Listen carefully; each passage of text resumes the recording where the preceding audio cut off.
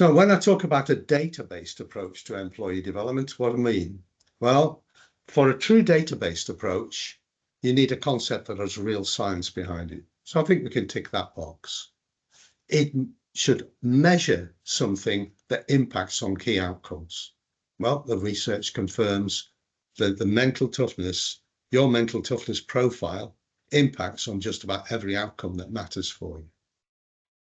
It should enable us to diagnose needs around mental toughness and behaviour, which you can do.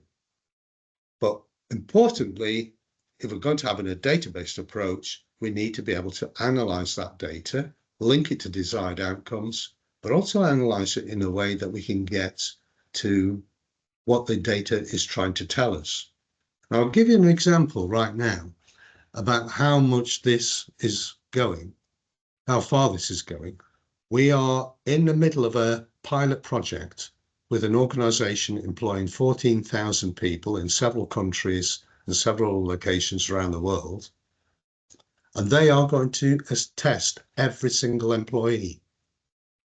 That's quite a bold thing to do, but what they're interested in is, yes, can I help the employee? Can I create self-awareness amongst employees? But I also want to know about the patterns of mental toughness across my organisation. So can I analyse it by location?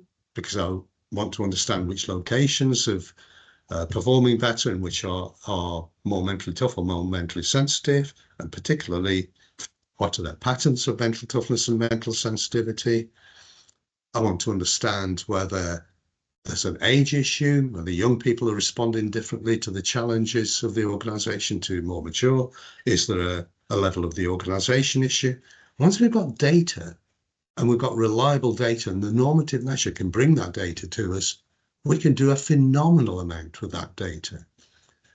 And the next step is to speak to a government of a whole country to be able to do that for directing social and economic policy.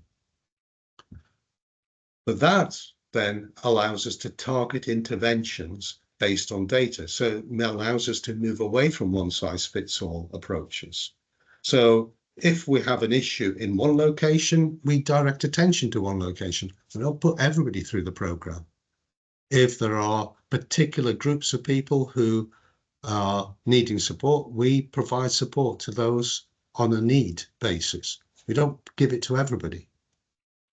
What about a systemic approach?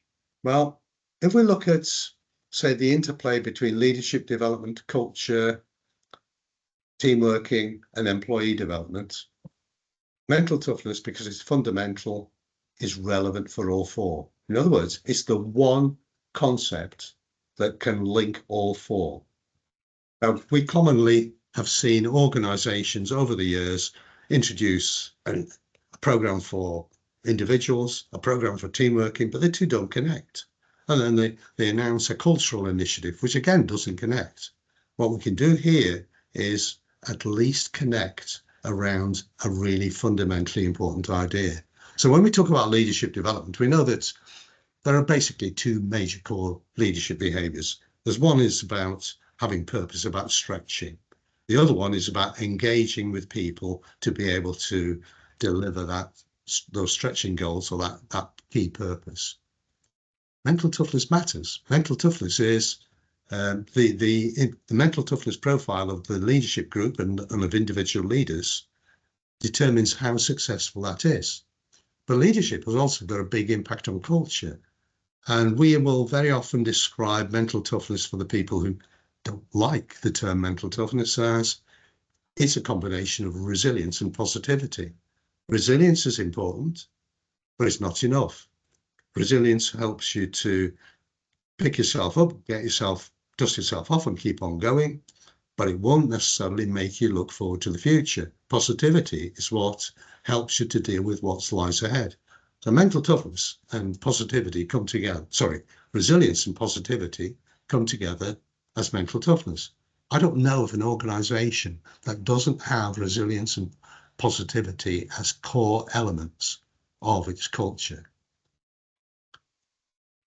So Mental toughness in terms of individual development, that's pretty much a no-brainer.